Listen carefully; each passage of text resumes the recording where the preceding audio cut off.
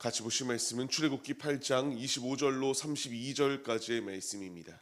한 목소리로 말씀 합독하시겠습니다.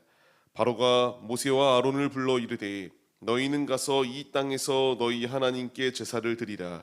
모세가 이르되 그리함은 부당하니이다. 우리가 우리 하나님 여호와께 제사를 드리는 것은 애굽 사람이 싫어하는 바인즉 우리가 만일 애굽 사람의 목전에서 제사를 드리면 그들이 그것을 미워하여 우리를 돌로 치지 아니하리이까. 우리가 사흘 길쯤 광야로 들어가서 우리 하나님 여호와께 제사를 드리되 우리에게 명령하시는 대로 하려 하나이다. 바로가 이르되 내가 너희를 보내리니 너희가 너희의 하나님 여호와께 광야에서 제사를 드릴 것이나 너무 멀리 가지는 말라. 그런즉 너희는 나를 위하여 간구하라. 모세가 이르되 내가 왕을 떠나가서 여호와께 간구하리니 내일이면 파리떼가 바로와 바로의 신하와 바로의 백성을 떠나려니와 바로는 이 백성을 보내어 여호와께 제사를 드리는 일에 다시 거짓을 행하지 마소서 하고 모세가 바로를 떠나 나와서 여호와께 간구하니 여호와께서 모세의 말대로 하시니 그 파리떼가 바로와 그의 신하와 그의 백성에게서 떠나니 하나도 남지 아니하였더라. 그러나 바로가 이때도 그의 마음을 완강하게 하여 그 백성을 보내지 아니하였더라. 아멘. 할렐루야. 오늘도 예배의 자리 가운데 모이신 성도님들 주님의 이름으로 환영하고 축복합니다. 같이 나눌 말씀의 제목은 우리에게 필요한 것은 이라는 말씀의 제목 가운데서 은혜를 나누도록 하겠습니다. 흔들림 없는 신앙으로 선다라고 하는 것은 굉장히 어렵습니다. 왜 어렵냐? 내가 의지하고 결단한 대로 다 이루어질 수 있으면 좋겠지만 아무리 결단하여도 끊임없는 유혹들이 우리를 무너뜨리려고 다가오기 때문입니다. 이 유혹 가운데서 우리가 이겨내길 수 있는 힘이 무엇이겠습니까?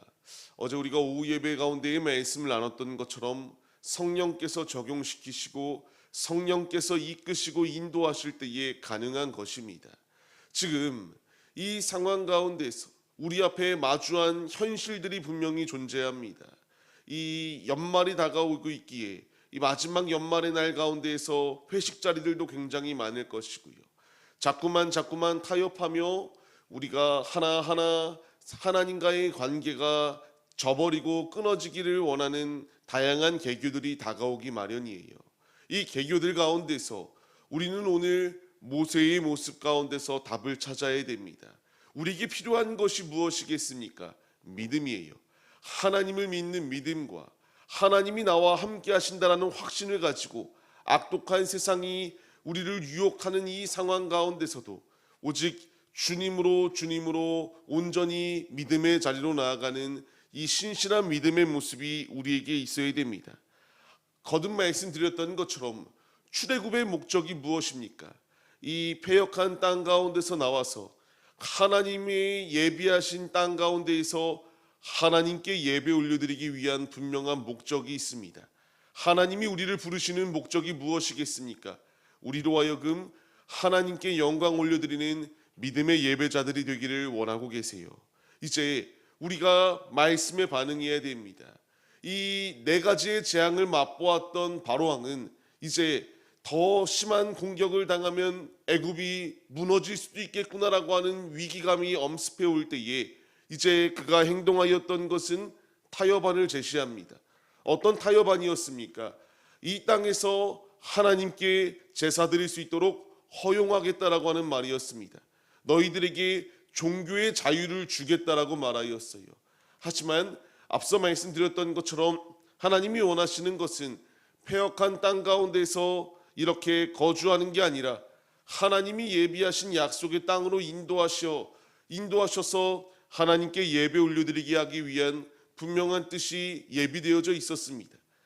이 교묘한 술수가 무엇인지 잘 보이시나요? 지금 하도 공격을 당하니까 바로왕이 말하였던 것, 내가 이 땅에서 너희 하나님께 제사 드릴 수 있도록 허용하겠다. 교묘하게 파고들어 유혹하고 무너뜨리려고 다가옵니다. 우리의 삶 역시 마찬가지예요. 믿음을 지켜나가기 위하여 힘쓸 때에, 약속의 땅을 향하여 한 발자국 내딛기 시작할 때에 어떻게 해서든 하나님과의 관계를 끊게 하기 위한 교묘한 술수를 우리의 삶 가운데 펼쳐서 너희가 이렇게 하나하나 타협하기 시작하면 그래도 괜찮을 것이다. 그래도 너희는 할 수 있을 것이다. 선악과를 먹어도 아무 문제 없을 것이다. 끊임없이 유혹하는 패역한 시대를 살아갑니다. 이때에 우리는 모세의 답에서 우리가 모범 답안을 찾아야 됩니다. 나는 결코 그럴 수 없다라는 것을 분명히 말해요. 하나님께서 우리에게 이와 같이 보내심의 이유가 분명하다. 왕 앞에 섰을 때에도 굴하지 아니하고 하나님의 뜻대로 서겠노라고 하는 거룩한 결단이 우리에게도 있어야 된다는 것을 말씀해 주세요. 우리의 살아가는 삶의 자리 가운데서 얼마나 많은 유혹들이 우리를 잡아먹으려고 달려듭니까? 그러나 이 유혹에 넘어지지 아니할 분명한 이유는 주님 안에 거하는 것이 정답이기 때문에 패역한 세대 가운데서 우리가 안주하며 사는 것이 아니라 영적 가나안 땅을 향하여 나오는 것이 주님께서 우리에게 예비하여 주신 이 분명한 목적이요 목표이기에 우리 역시 순종하며 믿음의 자리로 나아가야 된다는 것을 말씀해 주세요. 신앙은 타협이 아닙니다. 신앙인은 믿음을 지켜 주께로 나아가는 자세가 필요합니다. 우리에게 필요한 것은 이와 같이 믿음임을 잊지 마시고 하나님의 말씀에 전적으로 순종하며 믿음의 자리로 나아갈 수 있는 우리들의 모습이 되시기를 주님의 이름으로 간절히 축원합니다. 이와 같은 믿음의 자리로 걸어갈 때에 세상이 이기는 것처럼 보입니다. 하지만 결과물을 보십시오. 바로 왕이 엎드러질 수밖에 없었습니다. 여호와께 간구하여 달라고 이렇게 간청합니다. 우리 집 가운데서 이 파리떼들이 속히 사라질 수 있도록 행하여 달라고 이렇게 간구했어요. 이때의 모세의 대답은 더욱더 강하게 선포합니다. 거짓말을 다시는 하지 말라 라는 말을 하면서 이제 하나님께 간구할 때에 그 기도의 응답을 더하여 주셔서 그 자리 가운데서 재앙들이 떠나가게 되는 놀라운 역사가 임하였다라는 것을 말씀해 주세요. 이제 우리에게 필요한 것이 있다면 기도의 능력은 이와 같이 대단하다. 하나님이 우리에게 원하시는 것은 패역한 세상 가운데서 하나님의 살아계심을 입증해 나아가는 믿음의 도구가 되기를 원하고 계세요. 예수님께서도 광야에서 이와 같이 40일간 금식하시고 성령 충만하였을 때에 마귀가 이와 같이 온 세상을 주겠노라고 유혹하였던 것처럼 이와 같이 우리를 유혹하는 시대를 살아가고 있습니다. 예수님도 이와 같이 이런 시험이 있었다. 우리에게 시험이 다가오는 것은 지극히 당연한 일입니다. 주님이 나에게 원하시는 것은 이 악한 세대의 공격 가운데 굴복하는 것이 아니라 기도의 능력으로 승리해라.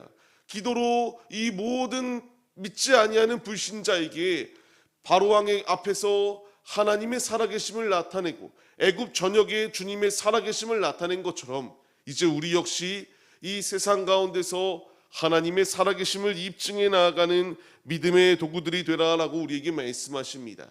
세상은 거짓을 말합니다. 세상은 이 거짓이 거짓인지도 모르고 그게 당연하다라고 생각을 해요. 하지만 믿는 우리에게는 주님 안에 진실한 믿음으로 설 수 있는 이 충심이 우리에게 있어야 마땅합니다. 삶을 시작하는 성도님들, 한 해가 어느덧 마무리되고 있습니다. 주께서 우리에게 원하시는 것은 흔들림 없는 믿음으로 주님을 붙들고 생명의 자리로 나아오라 우리를 부르고 계세요. 부름의 자리 가운데서 우리가 믿음으로 반응할 때에 주님께서 더욱더 우리를 귀히 사용하시고 값지게 쓰신다는 사실을 잊지 마시고 우리도 잘못된 것 앞에 타협하며 굴복하는 것이 아니라 모세와 같이 아니다. 하나님을 신실하게 드러낼 수 있는 믿음의 도구들이 바로 우리들의 모습이 되시기를 주님의 이름으로 간절히 축원합니다. 전적으로 주님을 의지하며 삶을 살아낼 때에 주 안에 불가능한 것이 없음을 우리가 잊지 마시고 아버지께서 모든 십자가의 사명을 완수하심처럼 우리도 그의 발자취를 따르는 제자들로서 우리 앞에 놓여 있는 이 십자가를 부정하고 부인하는 게 아니라 그것을 짊어지고 믿음의 자리로 한 발자국 한 발자국 내디뎌 최후 승리를 맛보는 믿음의 용사들이 되시기를 주님의 이름으로 간절히 축원합니다.